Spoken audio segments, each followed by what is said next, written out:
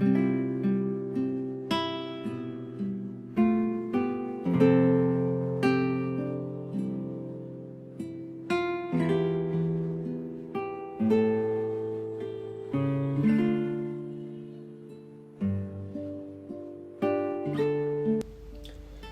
mabuting balita ng Panginoon ayon kay San Marcos.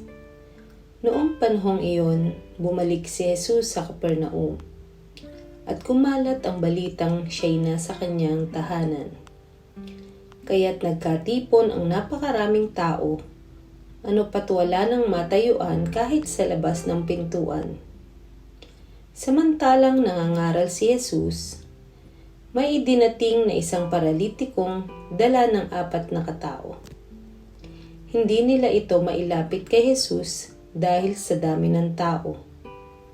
Kaya't binakbak nila ang bubong sa tapat niya at inihugos ang paralitikong nakaratay sa kanyang higaan.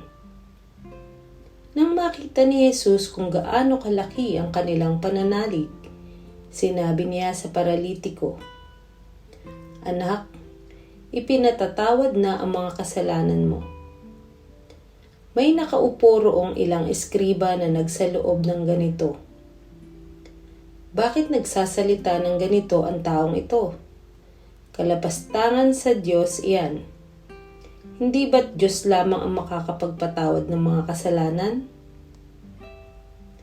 Talos ni Jesus ang kanilang iniisip kaya't sinabi niya, "Bakit kayo nagsasaloob ng ganyan? Alin ba ang lalong madali?